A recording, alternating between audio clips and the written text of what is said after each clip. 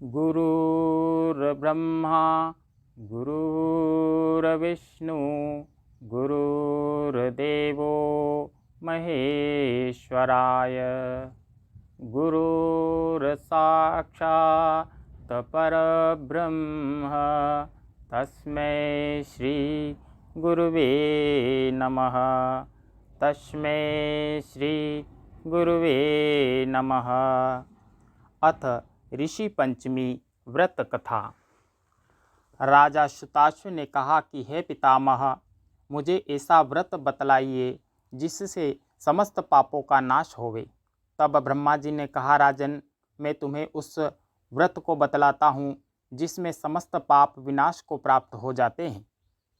वह ऋषि पंचमी का व्रत है जिसके करने से नारी जाति के तमाम पाप दूर होकर पुण्य की प्राप्ति होती है। इसके लिए तुमसे एक पुरातन कथा कहता हूँ कि विदर्भ देश में एक उतंग नाम के सदाचारी ब्राह्मण निवास करते थे। उनकी पतिव्रता नारी सुशीला से एक पुत्री और एक पुत्र का जन्म हुआ। पुत्र सुविभूषण ने वेदों का सांगोपांग अध्ययन किया। कन्या का समयानुसार एक सामान्य कुल में विवाह कर दिया गया, पर विधि के विधान से वह कन्या विधवा हो गई। तो वह अपने सतीत्व की रक्षा के लिए पिता के घर रहने लगी। ब्राह्मण ने सपरिवार गंगा तट पर कुटी बनाकर ब्राह्मण बालकों को विद्या अध्ययन कराने लगे। एक दिवस कन्या माता पिता की सेवा कर एक शिलाखंड पर शयन कर गई। रात भर में उसके शरीर में कीड़े पड़ गए। सुबह जब कुछ शिष्यों ने उस कन्या को अचानक इस दशा में देखा, उसकी माता सुशीला को सूचना करी कि गुरुपुत्री को दुख देखिए। गुरु पत्नी ने जाकर अपनी पुत्री की दशा देख के नाना तरह से विलाप करने लगी और वह पुत्री को उठाकर ब्राह्मण के पास लाती है। ब्राह्मण भी पुत्री की दशा देखकर अति व्याकुल होता है और दुखी हुआ। तब ब्राह्मणी ने हाथ जोड़कर कहा, महाराज, क्या कारण है कि इस पुत्री के सारे शरीर में कीड़े पड़ गए? तब महाराज ने ध्यान धर के देखा तो पता चला कि यह पुत्री 7 जन्म पहले भी ब्राह्मणी थी। तो एक दिन रजस्वला होते हुए भी घर के तमाम बर्तन भोजन सामग्री छू ली और ऋषि पंचमी व्रत को भी अनादर से देखा।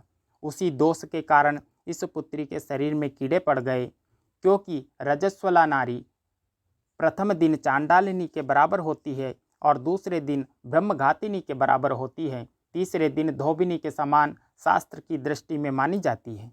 तुम्हारी कन्या ने ऋषि पंचमी व्रत के दर्शन अपमान के साथ किए। इससे ब्राह्मण कुल में जन्म तो हुआ, पर शरीर में कीड़े पड़ गए।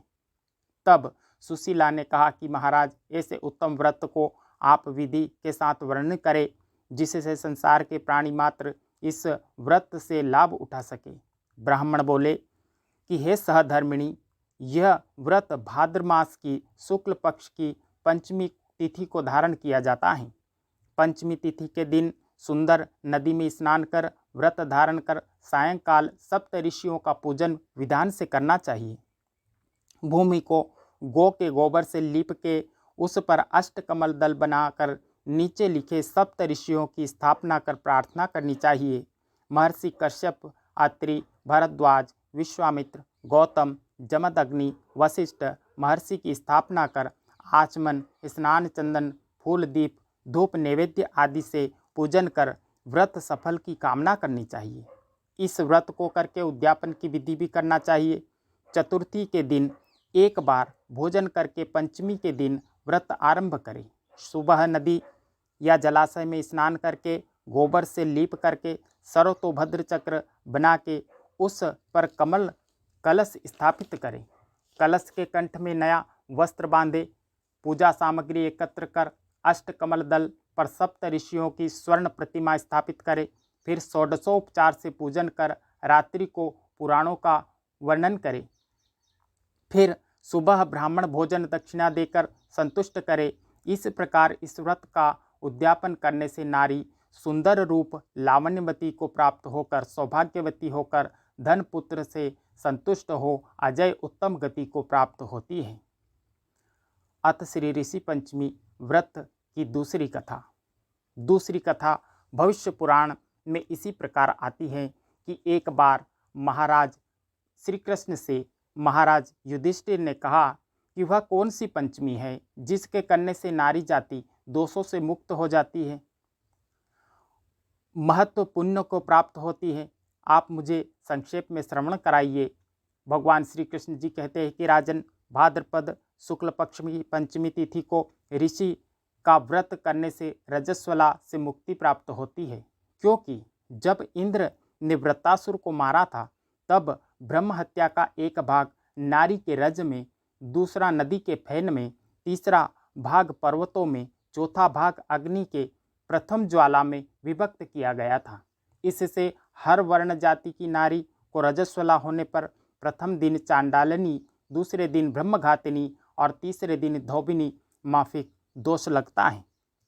इससे उस दिन प्रति वस्तु को उसे छूने से अपवित्र होकर दोष लगता है। इस ऋषि पंचमी व्रत के करने से वह दोष मोक्ष होकर नारी पतिव्रता को प्राप्त हो जाती है। हे राजन, विदर्भ देश में एक सेनजित नाम का राजा था और उसी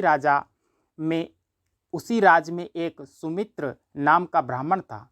उसकी जयश्री नाम की पत्नी एक दिन कृषि का कार्य में रहती थी, रजस्वला धर्म को प्राप्त हो गई और वह समयानुसार भोजन प्रति वस्तु को छूती रही। इस प्रकार समय पाकर दोनों पति पत्नी की मृत्यु हो गई। मरने पर ब्राह्मणी को कुतिया का जन्म प्राप्त हुआ और ब्राह्मण को बेल का जन्म लेना पड़ा। इस पर दोनों को अपने तप के प्रभाव से पूर्व जन्म की बातों का स्मरण बना रहा और यह दोनों प्राणी अपने ही पुत्र के घर पालित हुए। एक दिन पितृपक्ष में ब्राह्मण कुमार ने अपने पिता की श्राद्ध तिथि में विधि से साथ ब्राह्मण भोजन रखा।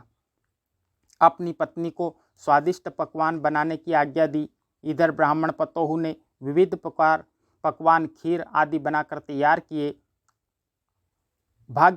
अभाग्यवश एक सर्प ने उस खीर में जहर उगल दिया। हाल ही में ब्राह्मणी कुतिया बनी देख रही थी तो उसने सोचा कि अगर ब्राह्मण यह खीर खाएंगे तो मृत्यु को प्राप्त हो जाएंगे, इससे मेरे लड़के को ब्रह्म हत्याओं का भारी पाप लगेगा। इससे उस खीर को कुतिया ने जान के भी झूठी कर दी। तो वह बहू ने कुतिया को इतनी मार मारी कि उसकी कमर तोड़ दी और खीर फेंक कर दूसरी खीर बना ली। फिर श्राद्ध कर सब ब्राह्मणों को भोजन कराया।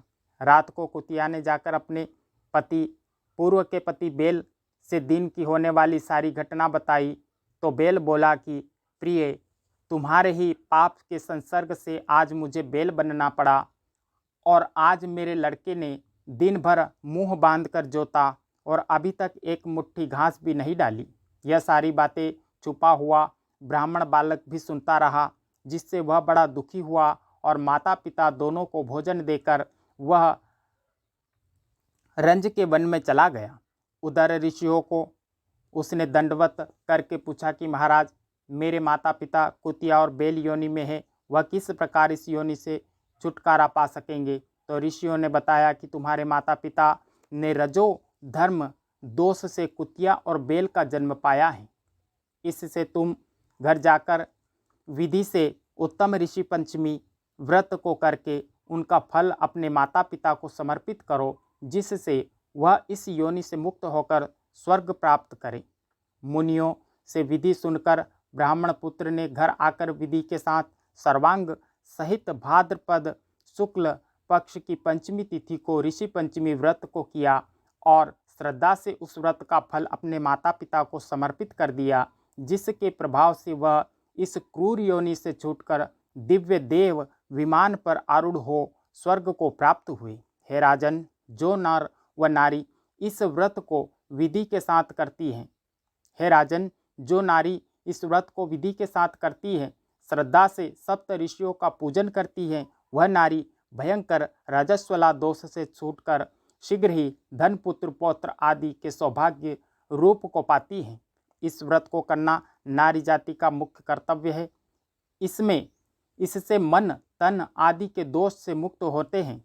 जो फल तीर्थों के करने दूसरे व्रतों के करने आदि से प्राप्त होता है, वे इस व्रत से अनायास नारी जाति को मिलते हैं। हे युधिष्ठिर महाराज, इस व्रत का ऐसा महत्व कहा गया है। बोले श्री गोपाल कृष्ण भगवान की जय।